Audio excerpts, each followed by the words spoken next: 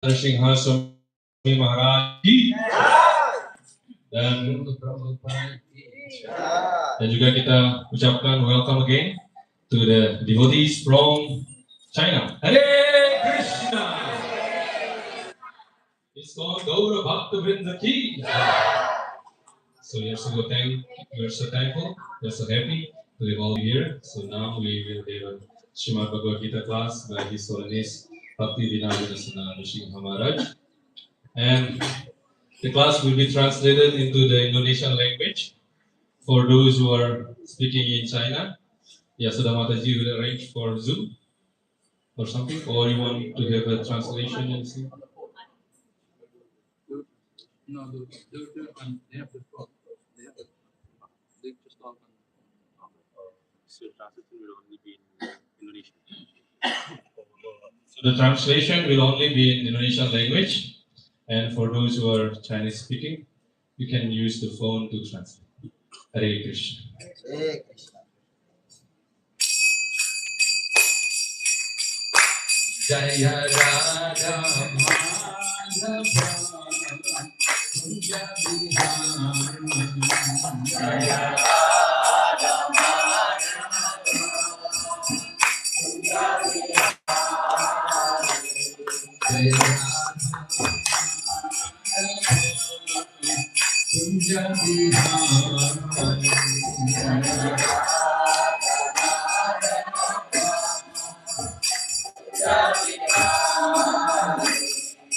Gopi Janabala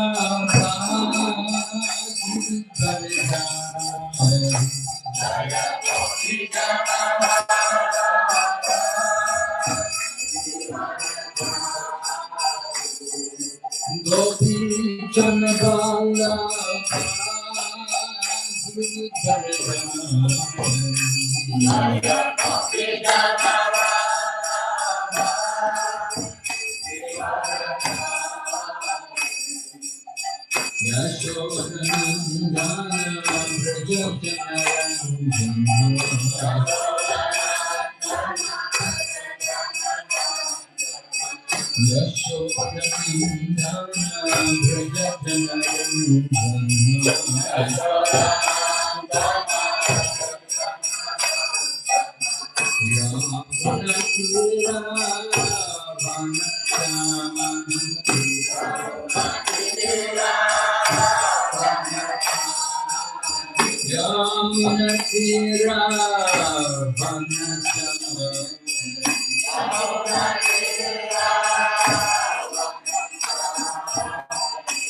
Hare Krishna, Hare Krishna, Krishna Krishna, Hare Hare, Hare Rama, Hare Rama, Rama Rama, Hare Hare, Hare Krishna, Hare Krishna, Krishna Krishna, Hare Hare, Hare Rama, Hare Rama, Rama Rama, Hare Krishna,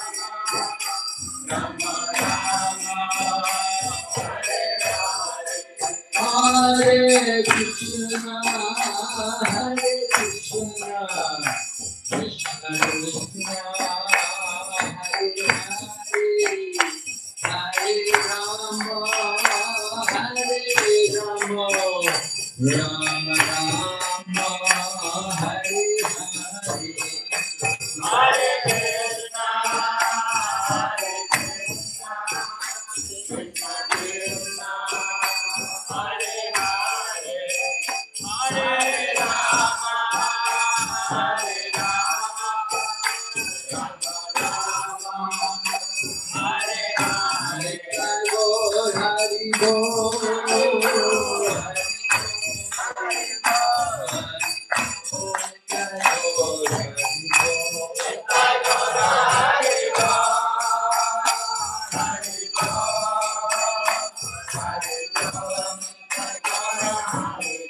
Jai Jai Prabhupada,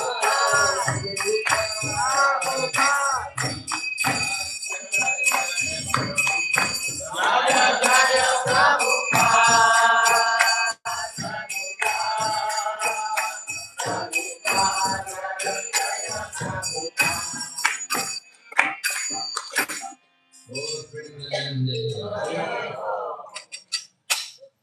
Om Namo Bhagavate Vasudevaya. Om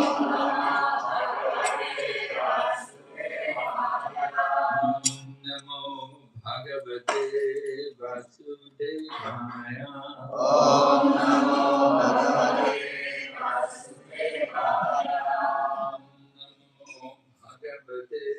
Vasudevaya.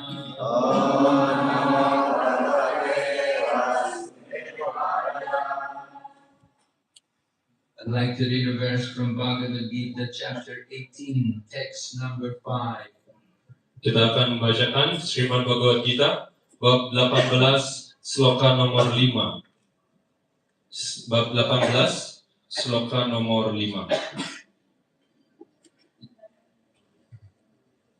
Yajnadana tapa karma, Yajnadana tapa karma, Yajnadana tapa karma, Yajnadana tapa karma, Natyajam karyamevata, Natyajam karyamevata, Yajno dhanam tapasyaiva, Yajno dhanam tapasyaiva,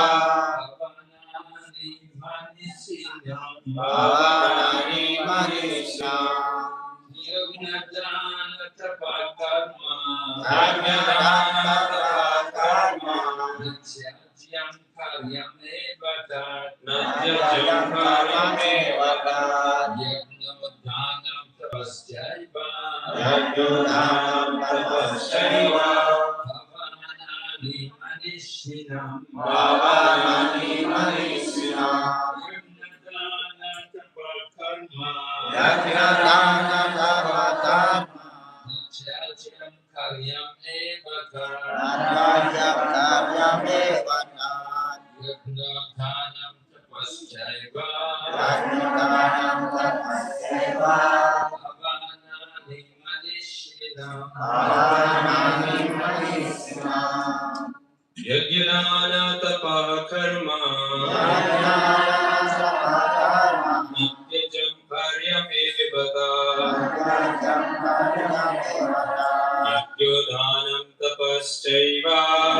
dhanam tapasyaiva, Bhavanani manishinam, Bhavanani Manishyam, Yajnana tapa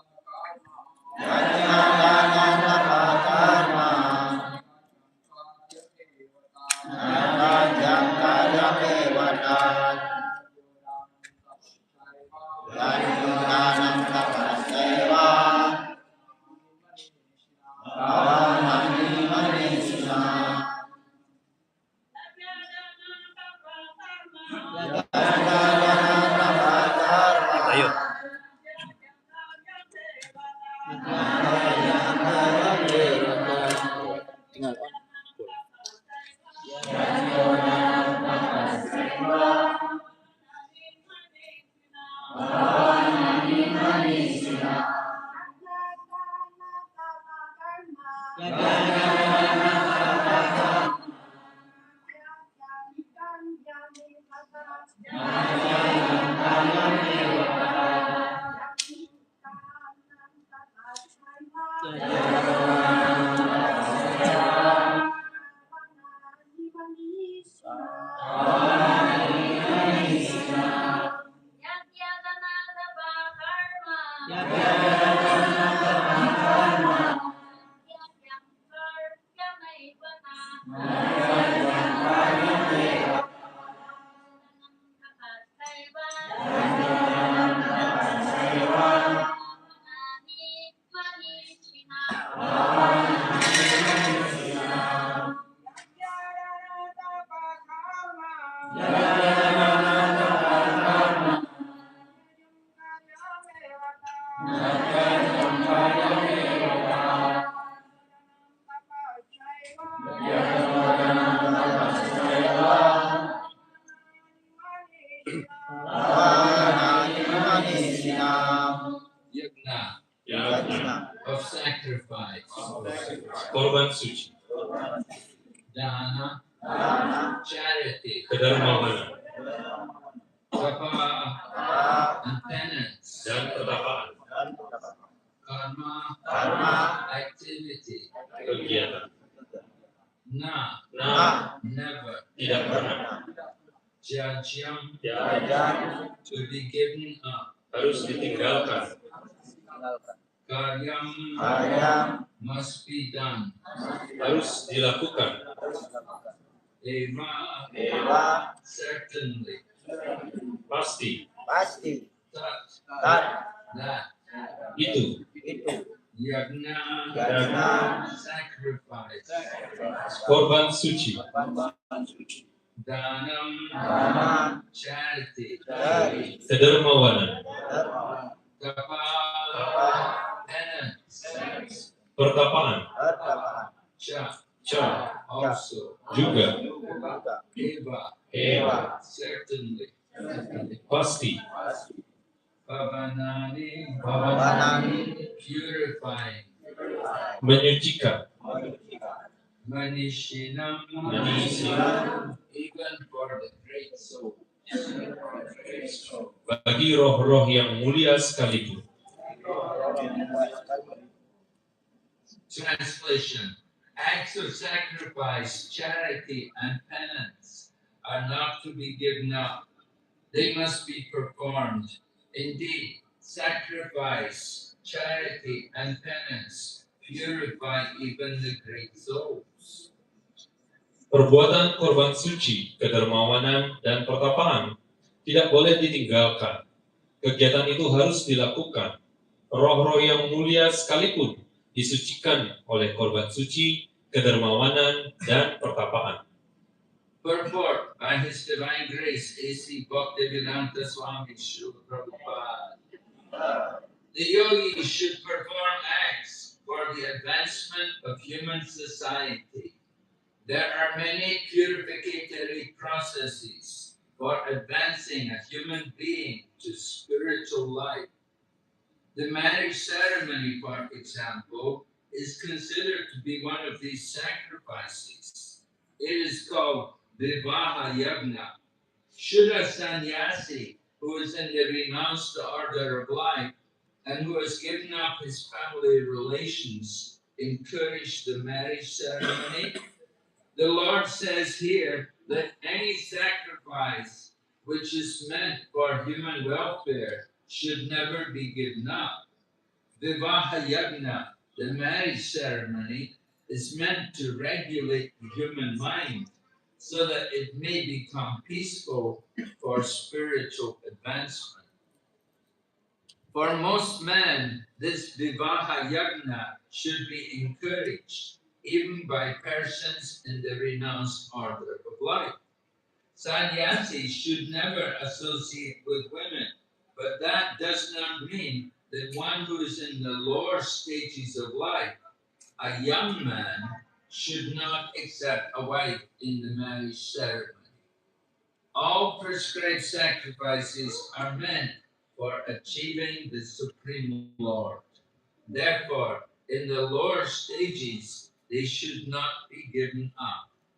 Similarly, charity is for the purification of the heart. If charity is given to suitable persons, as described previously, it leads one to advance spiritual life. Penjelasan.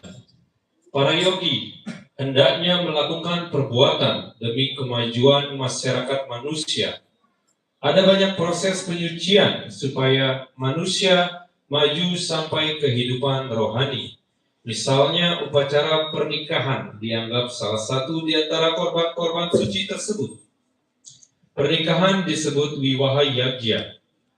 Apakah seseorang sannyasi yang sudah mencapai tingkatan hidup untuk melepaskan ikatan dan sudah meninggalkan hubungan dengan keluarganya, boleh menganjurkan supaya upacara pernikahan diadakan?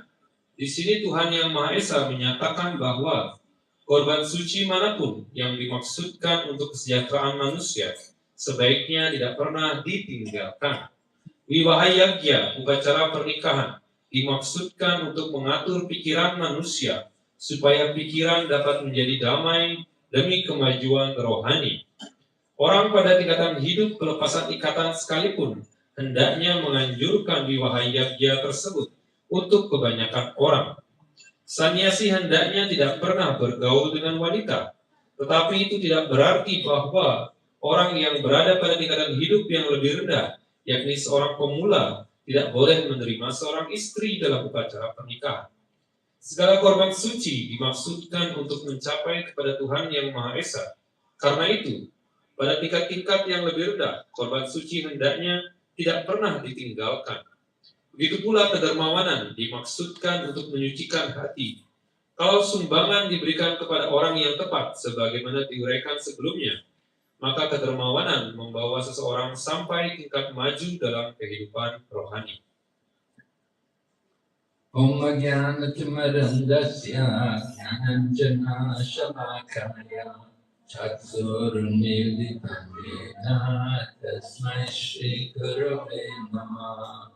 Shri Chaitanya Manobhistam Stapitam Yena Bhutale Swayam Rupa Kadamayam Dadati Swapadantikam Vandeham Shri Guru Shri Yata Padakamalam Shri Gurun Vaishnavamscha Shri Rupam Sagrajatam Sahagana Raghunatam Vitam Tam Sachevam Sadvaitam Savadutam Harijana Sahitam Krishna Chaitanya Devam Shri Radha Krishna Padam Sahagana Radhika Shri Vishaka Nikamscha.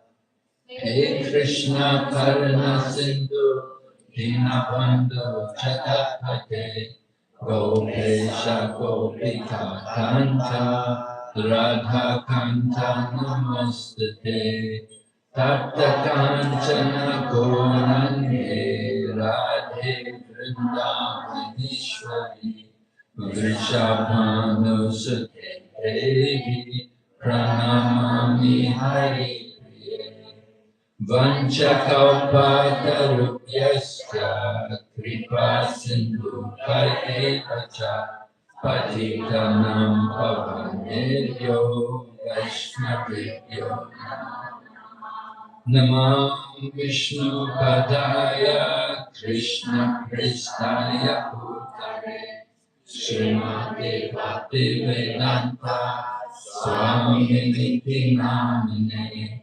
Namaste Saraswati Devi Gauravani Pracharine Nirvishesha Shunyavadi Paschatchandri Sathaline Jai Shri Krishna Chaitanya Prabhu Nityananda Shri Advaita Gadadhar Srivasadi Gaurabhakta Hare Krishna, Krishna Krishna, Hare Hare, Hare Rama, Rama Rama, Hare.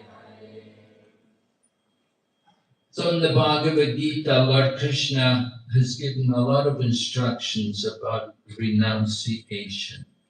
Di dalam Bhagavad Gita, Sri Krishna telah memberikan begitu banyak instruksi terkait dengan pelepasan ikatan. Arjuna was inclined to renounce. He didn't want to fight the battle. He was thinking to leave. Arjuna telah mempertimbangkan untuk bisa meninggalkan peperangan itu. Dia telah hampir saja memutuskan tekadnya untuk benar-benar tidak bertempur.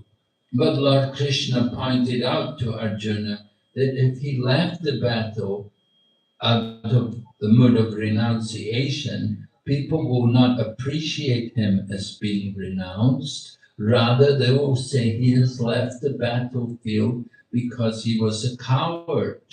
Namun Sri Krishna kemudian memperingatkan kepada Arjuna, jika engkau meninggalkan peperangan ini dengan tujuan dalam pelepasan ikatan, maka orang-orang tidak akan menerimamu sebagai orang yang telah melepaskan ikatan, sebaliknya mereka hanya akan melihat engkau sebagai seorang yang adalah seorang pengecut.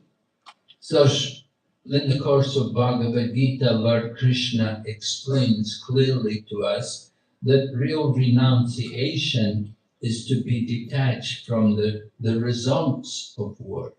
Dan dalam Bhagavad Gita, Sri Krishna mengajarkan kepada kita bahwa pelepasan ikatan yang sebenarnya adalah menjadi tidak terikat terhadap hasil dari apa yang kita perbuat. Not that we should give up all work, but we should give up the attachment to the result. Bukannya kita meninggalkan pekerjaan atau tidak melakukan aktivitas, tapi kita menjadi tidak terikat terhadap hasil dari aktivitas itu sendiri. We like to enjoy the fruit of our work, but actually the fruit of the work is meant for the pleasure of Lord Krishna. Kita benar-benar ingin untuk menikmati hasil dari kegiatan itu. Namun sejatinya hasil itu semata-mata dimaksudkan untuk kepuasan Sri Krishna. So in this purport, Srila Prabhupada was talking about his own situation when he first went to the USA. Dan di dalam penjelasan ini, Srila Prabhupada menguraikan mengenai kondisi nyata beliau ketika beliau pertama kali datang ke Amerika Serikat. He saw there were many young people there who were living together without marriage. Beliau melihat begitu banyak ada orang-orang muda yang tinggal bersama yang tidak melakukan prosesi pernikahan secara resmi. So that is not conducive for civilized life. Dan hal tersebut tidaklah kondusif untuk bisa memiliki hidup dengan peradaban yang baik. So Srila Prabhupada himself had to perform the Vivaha Yajna. He would do the marriage ceremony and get couples married. Oleh karena itulah Srila Prabhupada sendiri yang kemudian harus melakukan Vivaha Yajna yang menikahkan pasangan-pasangan laki-laki dan perempuan pada saat itu. And as soon as he could, he trained up someone to take over and do that. And Prabhupada didn't involve himself with it anymore. Dan beliau melakukan hal itu dengan mengucapkan mantra. Dan meskipun beliau sebenarnya tidaklah terikat dan tidaklah masuk ke dalam upacara tersebut, tapi beliau melakukannya sebagai suatu membantu para penyembah pemula pada saat tersebut. But he did not discourage the marriage ceremony.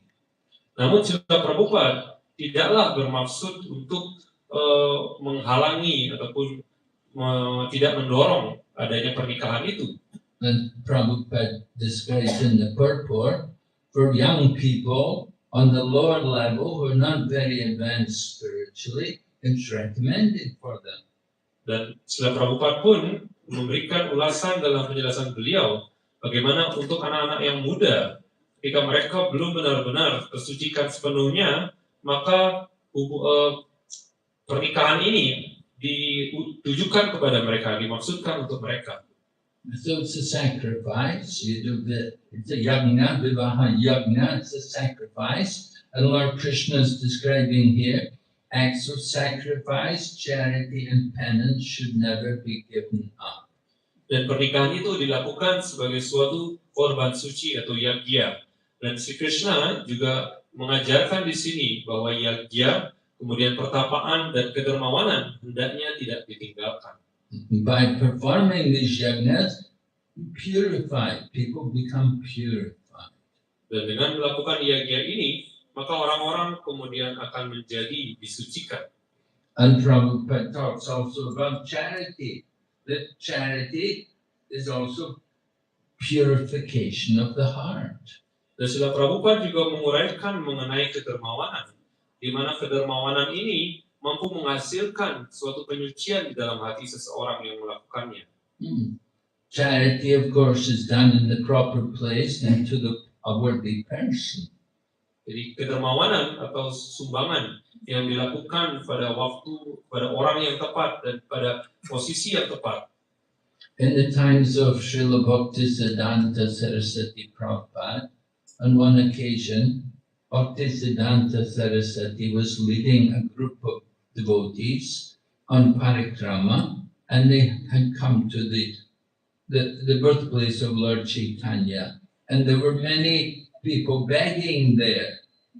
Dan pada zaman Srila Bhaktisiddhanta Saraswati Thakur, beliau bersama dengan beberapa kelompok orang yang melakukan parikrama. Dan pada saat itu beliau sampai di tempat kemunculan dari Sri Chaitanya Mahaprabhu, dan di sana ada beberapa pengemis yang muncul di tempat itu. So the people who were there, the devotees, they thought that they should not give any charity to the beggars. They thought, no, we won't give them anything. But Bhaktisiddhanta Saraswati Prabhupada, he told them, no, you should give them something. You don't have to give a lot, but you should give something. Para penyembah di sana pada saat itu berpikiran bahwa mungkin kita tidak perlu memberikan sumbangan kepada pengemis ini. Namun Srila Bhaktisiddhanta Saraswati, beliau menekankan bahwa tidak, kalian harus memberikan sumbangan kepada mereka, meskipun mungkin tidak banyak jumlahnya, tapi kalian hendaknya berusaha untuk memberikan kepada mereka. To give charity is purification. It helps us to develop detachment. Dan memberikan sedekah seperti itu adalah suatu proses penyucian yang bisa mengembangkan sikap tidak terikatan pada diri kita. And sometimes beggars would approach Srila Prabhupada for charity. Dan bahkan suatu saat beberapa kali pengemis itu juga mendatangi Srila Prabhupada untuk memohon mendapatkan sumbangan.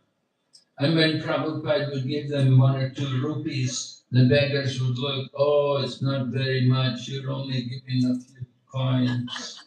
Dan ketika Prabhupada hanya memberikan 1 atau 2 rupiah seperti itu, pengemis itu kemudian melihat, oh hanya segini diberikan, nggak banyak yang dikasih oleh Srila Prabhupada. But Prabhupada would say to them, but you are a beggar. Srila Prabhupada berkata kepada mereka, kalian adalah pengemis. You don't give a lot of money to beggars. Jadi kita tidak perlu memberikan uang yang jumlahnya banyak kepada pengemis. But we give charity. Generally, we like to give prasadam to them. Tapi kita berusaha untuk berderma, memberikan sumbangan. Namun pada umumnya kita ingin untuk memberikan prasadam kepada mereka. But going to holy places and there's a number of beggars there, it's customary to give some small contributions. Dan ketika kita mengunjungi tempat-tempat suci, kita akan menemukan banyak pengemis di sana. Dan itu adalah suatu hal kebudayaan yang telah dimiliki, kebiasaan di sana untuk memberikan sedikit kontribusi kepada mereka. So giving charity is something that shouldn't be given up. It's part of a duty. Dan kedermawanan itu hendaknya tidak ditinggalkan, karena itu adalah bagian dari kewajiban kita bersama. Especially grihastas, right? If you're in the family life, the grihasta life, they're expected to give charity. Dan khususnya apabila para penyembah adalah seorang grihasta dalam kehidupan berumah tangga, maka mereka diharapkan untuk bisa memberikan sumbangan ataupun derma. But they don't have to give everything, but they should give some small contribution. Jadi tentu saja tidak menghabiskan semua yang dia miliki untuk berderma, tapi hendaknya berusaha untuk memberikan kontribusi derma. And when young people would get married, sometimes they would ask Srila Prabhupada, what is our duty now? Dan ketika seorang suami istri itu kemudian menikah, mereka akan bertanya kepada Srila Prabhupada, lalu apa yang menjadi kewajiban kami sekarang? And Prabhupada said, oh, now you're grihasta, is that when you cook food at home, you should open the door of your house and you should call out, food is now ready. If anybody is hungry, please come. Food is prepared in my house. Please come and take food. Jadi kewajiban Anda sebagai seorang grihasta adalah Anda harus membuat masakan, memasak di rumah, membuat makanan di rumah, dan ketika makanan itu telah siap dan telah dipersembahkan, Anda kemudian membuka pintu dan berteriak kepada orang-orang, makanan sudah siap. Jika ada orang yang kelaparan, mohon datang dan bisa menikmati makanan di sini. And Srila Prabhupada described in his own childhood, his own parents, he said every day there'll be 4 or 5 guests at their house. Dan Srila Prabhupada pun menguraikan bagaimana ketika beliau dalam masa kanak-kanak, setiap harinya ada 4 sampai dengan 5 orang yang mengunjungi rumah kediaman beliau. So it's a sacrifice, it's a yajna, accommodating guests and feeding them, giving them some charity. Dan ini adalah suatu aksi atau pelaksanaan dari suatu korban suci atau yagya dengan menerima tamu dan melayani tamu dengan sebaik-baiknya. We know Koloveka Sridhar, he was famous for his charity. And he was very poor. And his home was all broken down and his cloth was ragged. But still, every day, he used to spend 50% to worship Mother Ganga. Dan kita telah mengenal Koloveka Sridhar, bagaimana dia benar-benar sederhana dan hampir tidak memiliki apa-apa. Bajunya telah begitu lusuh dan sopan camping, rumahnya benar-benar sederhana. Namun tetap dia berusaha untuk memberikan 50% dari pendapatannya untuk dilakukan melayani Ibu Gangga. And Lord Chaitanya wanted to give some material blessings for Koloveka Sridhar. But Sridhar refused and said, no, I'm happy, I'm satisfied. Dan ketika Sri Chaitanya Mahaprabhu ingin memberikan suatu karunia material kepada Koloveka Sridhar, dia kemudian menjawab, oh tidak, saya sudah benar-benar bahagia, saya sudah merasa cukup dengan apa yang saya miliki sekarang, saya tidak ingin ke karunia material apapun lagi. I don't have a great income, Sridhar would say. I'm not earning a lot, but whatever income I get by the grace of the Lord, I will always use 50% to worship Mother Ganga. Dan Sridhar kemudian melanjutkan, meskipun saya tidak punya banyak pemasukan, tapi tetap saja saya berusaha semaksimal saya. 50% dari pemasukan saya akan saya gunakan untuk melayani Ibu Gangga. So in the next verse, here in this 18th chapter, the very next verse, Lord Krishna, it goes on, talks more about our mood in performing these activities of sacrifice, charity, and penance. Dan tepat sloka setelah sloka yang kita baca pada malam hari ini, 18.5, sloka selanjutnya 18.6, Sri Krishna kemudian menguraikan lebih lanjut mengenai bagaimana hendaknya sikap pikiran dan perasaan yang dilakukan oleh seseorang ketika mempersembahkan korban suci, kedermawanan, dan pertapaan. And everything, the mood in which we are doing it, the motivation behind our activity is very important. Dan di sana ditekankan bagaimana sikap perasaan dan pikiran kita ketika kita mempersembahkan itu, motivasi yang kita miliki ketika kita melakukan hal tersebut adalah suatu elemen yang sangat amat penting. So Lord Krishna explains all these activities, meaning sacrifice, charity, and penance, they should be performed without attachment or any expectation of result. Sri Krishna menguraikan dalam sloka tersebut bahwa segala kegiatan tersebut harus dilakukan tanpa ikatan maupun harapan untuk mendapatkan hasil.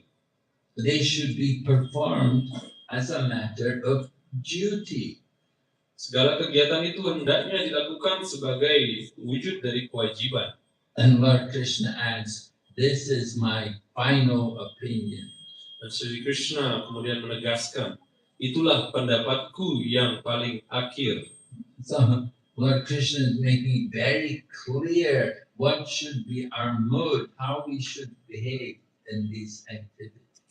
Dan di sini Sri Krishna benar-benar jelas dan benar-benar tegas menekankan bagaimana hendaknya sikap kita dan perasaan kita ketika kita melakukan tiga hal ini. Generally, we do some sacrifice, you do some yajna, you've got something in mind, you want to get something. Umumnya, ketika kita melakukan suatu korban suci atau yajna, di dalam pikiran kita memikirkan sesuatu, mengharapkan sesuatu sebagai hasil dari yajna itu. But as devotees, we want simply to please the Supreme Lord.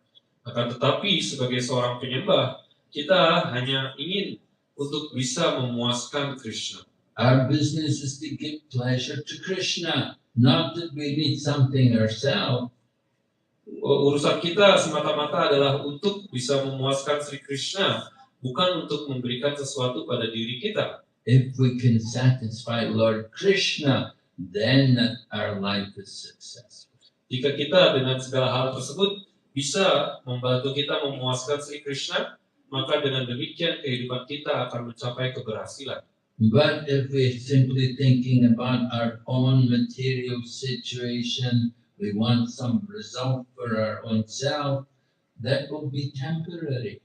Namun jika kita mengharapkan keuntungan material bagi diri kita sendiri, maka semua keuntungan itu hanyalah bersifat sementara. You're not going to get any real benefit by just getting some temporary blessings. Dan kita tidak akan memperoleh suatu manfaat yang bersifat kekal melalui karunia-karunia yang hanya bersifat sementara itu. So this is very important for us when we perform Sankirtan. Jadi hal ini sangatlah krusial untuk kita miliki, kita pahami jika kita khususnya melakukan gerakan Sankirtan. That is the real sacrifice in the Kali Yuga, the chanting of the holy name. Dan itulah yang merupakan korban suci yang sebenarnya yang paling utama pada zaman Kali Yuga adalah dengan mengucapkan nama suci. And our chanting has to be done in the mood that we want to please Krishna. We want to get the attention of Krishna.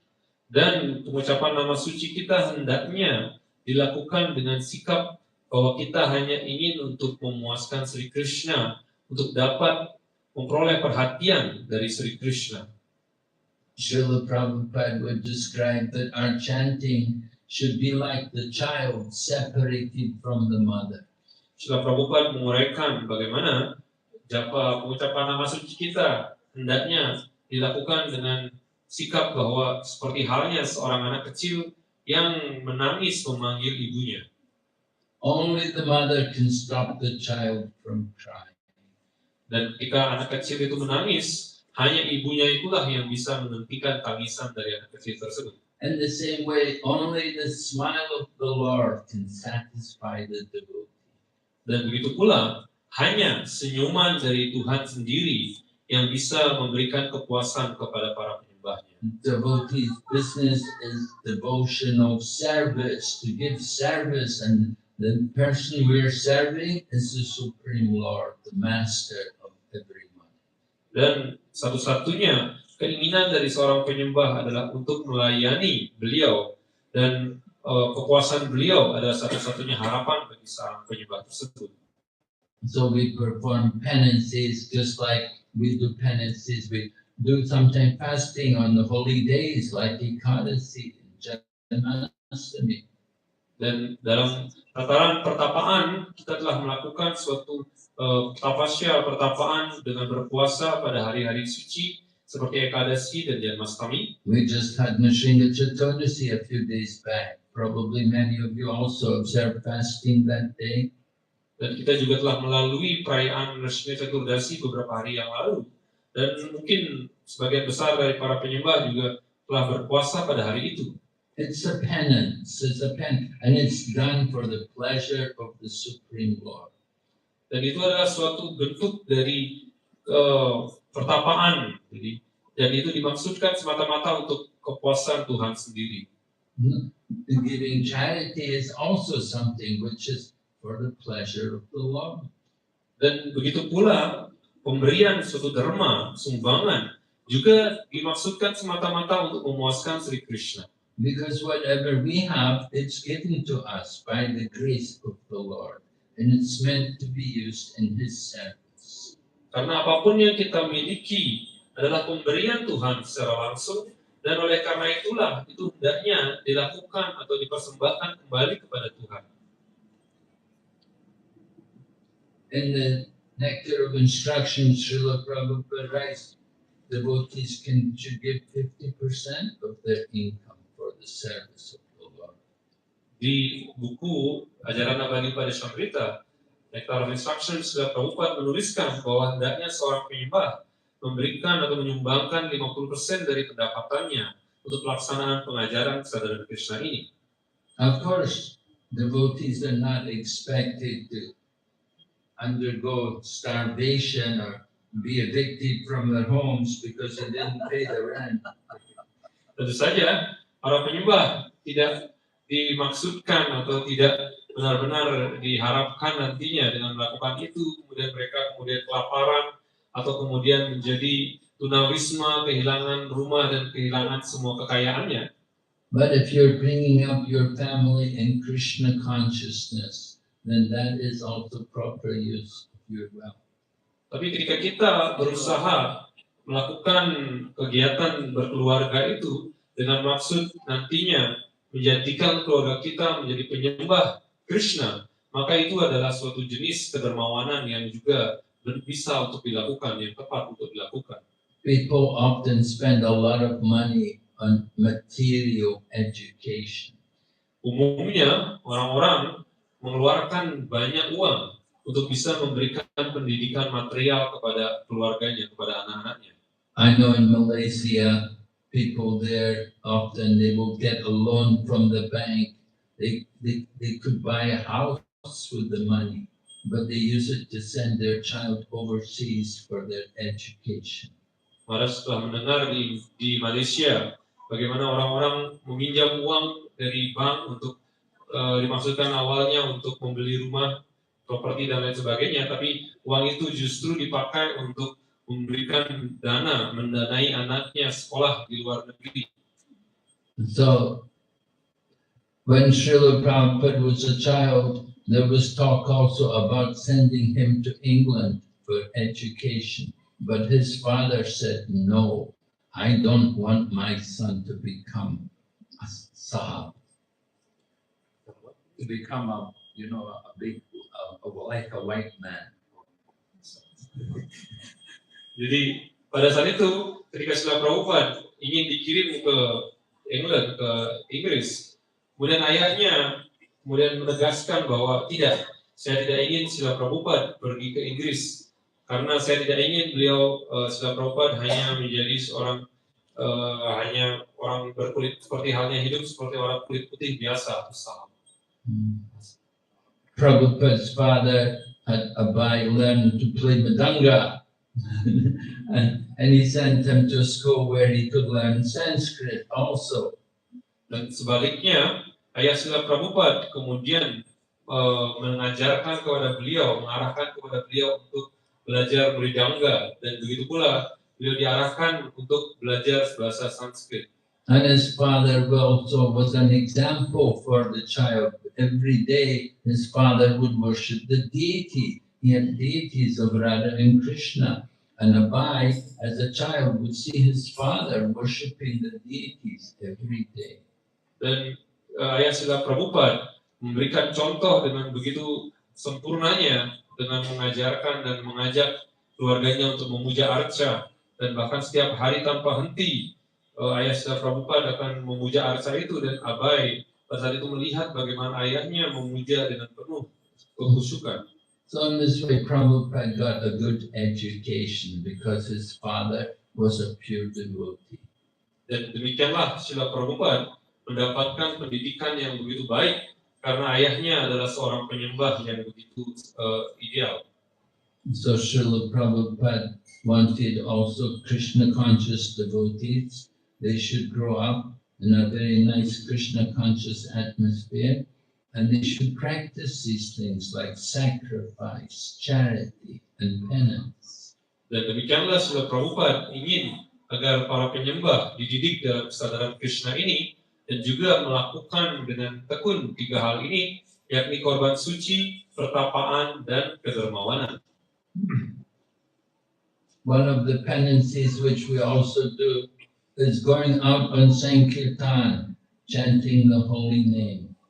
Dan salah satu jenis pertapaan yang kita bisa lakukan juga adalah dengan pergi mengajarkan dan melakukan sankirtan, menyebarkan nama suci Krishna ini. It's a sacrifice, it's also a penance. Jadi itu adalah suatu jenis korban suci, dan pada saat yang sama itu adalah juga suatu pertapaan.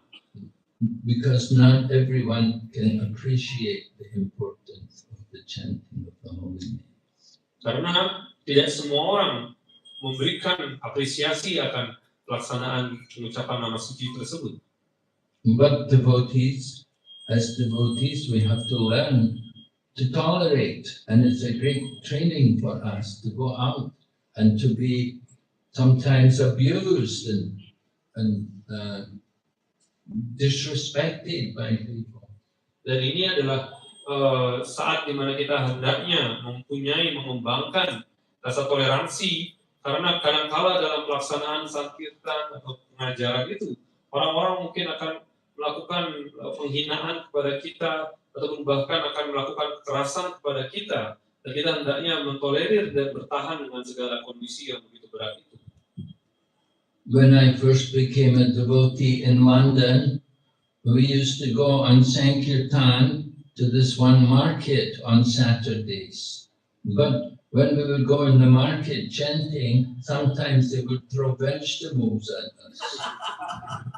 Ketika awal dari Maharaj menjadi penyembah melakukan sankirtan di pasar di London, jadi setiap hari Sabtu penyembah akan melakukan pengajaran di sebuah pasar, dan pada saat itu ketika penyembah datang, pedagang-pedagang di sana akan melempari para penyembah dengan sayur-sayuran di pasar itu. Sometimes they throw rotten tomatoes at us. Kadang-kala mereka melemparkan tomat busuk kepada para penyembah. So it was a great training in tolerance. Jadi itu adalah suatu jenis latihan untuk mentolerir segala macam kondisi yang mungkin akan datang. We need to develop these qualities. Dan kita hendaknya berusaha mengembangkan sifat-sifat baik ini. So Lord Krishna is teaching all of us how we should act, what things we have to do, what is our duty in life. Dan Sri Krishna telah mengajarkan kepada kita apa hal yang hendaknya kita lakukan, apa hal yang hendaknya kita latih dan hendaknya kita kembangkan untuk bisa memiliki kehidupan yang lebih baik di dunia material ini. To do sacrifice is very easy in the Kali Yuga. You simply need to chant the holy name. So every home they should be doing yajna every day. Dan melakukan suatu korban suci di zaman Kali Yuga ini sangatlah mudah, karena kita hanya perlu untuk mengucapkan nama suci Krishna. Oleh karena itu di setiap rumah, para keluarga hendaknya berusaha untuk melakukan pengucapan nama suci ini secara teratur. The family which chants together will all advance together. Jadi para keluarga yang mengucapkan nama suci bersama-sama, mau berkirtan bersama-sama, maka mereka akan maju dalam kehidupan baktinya secara bersama-sama. And if you all advance together, one day you'll all go back to Godhead together. Dan ketika para penyembah itu maju secara bersama-sama, mereka juga pada akhirnya akan pulang kembali ke dunia rohani secara bersama-sama. Rio. People often think that yajna is just simply ring the bell and break the coconut. Orang-orang mungkin berpikir bahwa yajna itu hanyalah membunyikan gentar dan kemudian memecahkan kelapa. They think going to temple is just for that. You ring the bell, you break the coconut. Mereka berpikir bahwa datang ke temple hanyalah untuk membunyikan gentar itu dan memecahkan kelapa, itulah kegiatan di temple. But the real Dharma in the Kali Yuga, Chaitanya Charitamrita said, Kali Yuga Dharma, Harinam Sankirtan, Krishna Shakti Vidinahi Tara Pravartan. That in the Kali Yuga, the process of religion is to chant the holy name.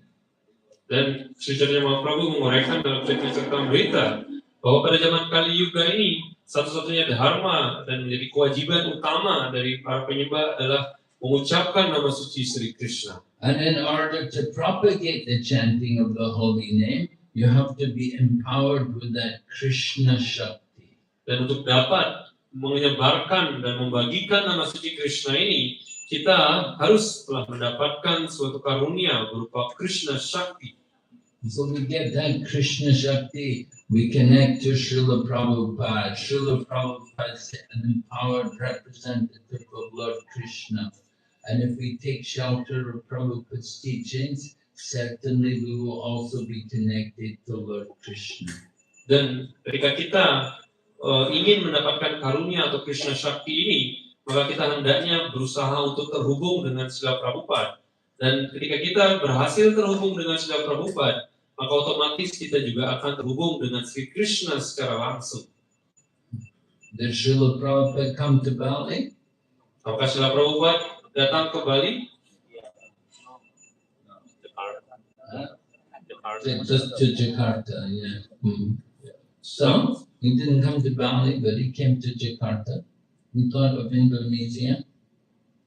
Dan Srila Prabhupada meskipun beliau tidak datang ke Bali, beliau mengunjungi Jakarta, jadi beliau telah memikirkan mengenai Indonesia ini.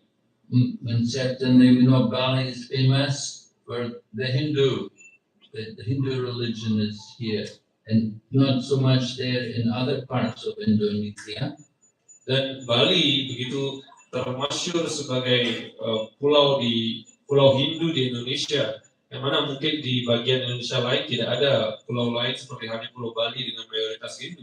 All the other parts of Indonesia, they used to be Hindu, but they got converted to Islam. Jadi dulunya hampir sebagian besar orang-orang Indonesia adalah Hindu, namun mereka kemudian berubah menjadi Muslim. But the Balinese people, they fought to keep their Hindu Dharma, and they were able to preserve it. Namun orang-orang asli Bali ini, mereka berjuang untuk bisa bertahan, untuk menjadi orang Hindu dan benar-benar berusaha untuk bertahan. So although Srila Prabhupada didn't personally come here, his very dear disciples like Bhakti Swarup Damodar Maharaj, Gaur Govinda Swami Maharaj, they came here. Dan meskipun Srila Prabhupada tidak secara langsung hadir datang ke Bali, murid-murid beliau yang begitu dicintainya, Solis Bhakti Swarup Damodar Maharaj, Solis Gaur Govinda Swami Maharaj, telah datang untuk mengajarkan dan membagikan semua ini. And now so many other devotees are also coming. Dan kini begitu banyak penyembah-penyembah lainnya juga mengajarkan di Bali. So the seed of devotion is here, and it's being nourished, provided you're regularly hearing and chanting. Jadi benih dari bakti ini telah ditanamkan, dan benih ini akan tumbuh dengan baik jika kita menyiramnya dengan pengucapan nama suci dan mendengarkan dengan teratur. It's up to us how much we want to follow. Dan semuanya tergantung pada kita, seberapa besar atau seberapa kuat keinginan kita untuk mengikuti semua ajaran ini. Krishna says, as you surrender to me, I reward you accordingly. Karena Krishna menekankan bahwa seberapa besar engkau berserah diri kepadaku, maka aku akan memberikan karunia sesuai dengan penyerahan dirimu tersebut. So Krishna is reciprocating according to us. How much do we want Krishna? Krishna is ready. He's willing. Krishna membalas sebesar apa keinginan kita untuk memberikan kepada Sri Krishna. Krishna sepenuhnya siap untuk memberikan karunia kepada kita. We have to follow. We have to be faithful. We have to chant. We have to do all of these things. We have to practice some penance. We have to do yajna. We do a little charity. Kita hendaknya berusaha untuk mengikuti semua ini. Kita berusaha untuk melakukan yajna, korban suci, melakukan pertapaan, dan memberikan dharma. And of course, it's easy for people to give some money, but the real charity is to give the holy name. Tentu saja mungkin tidaklah sulit ataupun mudah bagi orang-orang untuk memberikan donasi, untuk memberikan sumbangan. Tapi sumbangan yang sebenarnya, yang paling bermanfaat adalah ketika kita berusaha untuk memberikan nama suci Krishna ini. We like to give the holy name to people. We try everywhere to chant the holy name. For example, in China, in China, it's not so easy to chant in public, but we have people give mantra cards. And they give mantra cards to people. Jadi kita benar-benar mengusahakan dengan segala kemampuan kita untuk menyebarkan nama suci ini. Meskipun miskin di Cina, mereka tidak bisa melakukan pengucapan nama suci di tempat umum, namun mereka menyebarkan kartu yang dengan tulisan Mahamantra di sana. One of the devotees, he was a taxi driver. He was driving a taxi and he had the Bhagavad Gita. He had an audio recording of the Bhagavad Gita being read. And he would play it all the time in his taxi. And people would get in the taxi, they would hear. They say, what is this? Are you a Buddhist or something? Dan salah seorang penyembah di sana adalah seorang pengendara taksi, supir taksi, dan dia memutarkan di mobilnya uraian mengenai Bhagavad Gita, dan penumpangnya kemudian bertanya, uraian apa ini, suara apa ini? Apakah Anda adalah seorang Buddhis ataupun seorang penganut agama khusus? And in this way, he would introduce them to Bhagavad Gita, and he tried to sell some books. Dan dengan cara seperti ini, dia berusaha untuk mengenalkan pengetahuan Bhagavad Gita dan berusaha untuk menyebarkan, memberikan buku kepada penumpangnya. And certainly, he would also tell them to chant the holy name. Dan pada akhirnya tentu saja dia akan mengajak orang itu untuk mengucapkan nama suci. So this is the greatest charity, the most benevolent people. They give the holy name to everyone. Dan inilah yang merupakan sumbangan yang terbaik. Orang yang paling murah hati adalah mereka yang memberikan nama suci ini kepada orang-orang lainnya. There's some places in Russia, Russia, it's so far away, it's so cold, and it's a remote place. But sometimes you go to these cities sometimes in Russia, they'll say, "Oh, Hare Krishna." They recognize the devotee. Dan di bagian dari negara Rusia, di mana mereka mungkin di sana adalah tempat yang sangat terpencil, jauh dan begitu dingin. Namun ketika mereka melihat penyembah, mereka dengan segera mengenalinya. Oh, kalian adalah orang Hare Krishna. Meskipun di tempat yang begitu terpencil seperti itu pun bahkan mereka mengenali penyembah Hare Krishna. There was this one man, he was Englishman, and he went to Thailand, and somehow he ended becoming a Buddhist monk. So as a Buddhist monk, he shaved his head and he put on his robes. And then when he went back to England, everywhere he went in England, people were saying, "Hare Krishna." They all thought he was a Hare Krishna. Dan ada seorang Inggris yang kemudian datang ke negara Thailand, dan di sana kemudian dia memutuskan menjadi biksu dan menggunakan pakaian sebagai seorang biksu seperti itu. Dan ketika dia pulang kembali ke negaranya, ke Inggris, orang-orang di sana melihat dia bukan yang menerima dia sebagai seorang biksu, tapi mereka kemudian berkata, "Oh, Anda adalah seorang Hare Krishna sekarang." People in England, nobody knows a Buddhist monk. Jadi orang-orang di Inggris tidak seorang pun mengenali seorang biksu. And they see anybody with a shaved head, and they Hare Krishna. Siapapun orang yang botak di sana, ya tidak. Ya, seperti itu, mereka mengenali mereka sebagai Hare Krishna. That's the power of the preaching. Dan itulah perkasanya, kekuatan dari pengajaran tersebut. You go to Taiwan, if you're in Taiwan, everybody will say, "Omitofo." Ketika kita datang ke Taiwan, kemudian berada di sana, orang-orang akan mengatakan Amitabha. Nobody knows Hare Krishna. Tapi di sana tidak seorang pun mengenal Hare Krishna. They're so unfortunate. Jadi mereka sangatlah malang.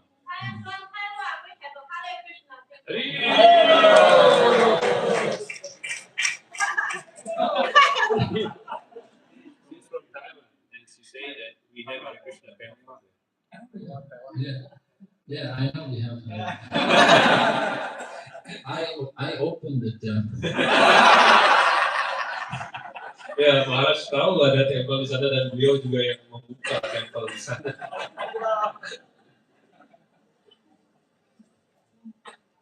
Yeah, we have to go there. We have to go to these countries and give them Krishna consciousness. Ya, jadi kita benar-benar harus mengunjungi negara-negara itu dan memberikan kesadaran Krishna kepada orang-orang di sana. They're waiting for us to come there. Mereka menunggu kehadiran kita di sana. It doesn't happen on its own. It doesn't just happen, you go by magic. Some devotee has to go there and start the process, start the Sankirtan, teach people about Krishna. Itu tidak terjadi begitu saja. Tidak terjadi hanya karena suatu keajaiban. Tapi seorang penyembah haruslah mempunyai keinginan dan meneguhkan dirinya untuk datang ke sana dan mengajarkan mengenai Krishna kepada mereka. So because Prabhupada went to America, he introduced the Mahamantra and then he sent people everywhere, go everywhere and give the holy name. Dan seperti halnya bagaimana Srila Prabhupada mengunjungi Amerika dan beliau kemudian mengajarkan Hare Krishna Mahamantra ini kepada setiap orang, dan beliau pun ingin kepada para pengikutnya untuk datang ke setiap tempat untuk bisa mengajarkan nama suci ini. Alright, any questions? Apakah ada pertanyaan? Bisa diambil mic. Apakah ada yang ingin menyampaikan pertanyaan? Hare Krishna. Charuchitra Mataji, yes? Hare Krishna.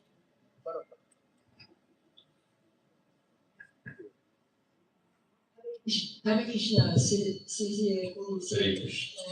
顶拜咕噜，顶拜所有的奉献者。我的问题是，当我们今天参加这个祭祀的时候，应该有怀着什么样的态度，祈祷些什么，还有发什么样的誓言？And my humble decisions to Gurudev and all the devotees. My question is that. Joining today's yajna, what attitude should we have, and what prayer should we make, and what sankalpa should we have? Hare Krishna.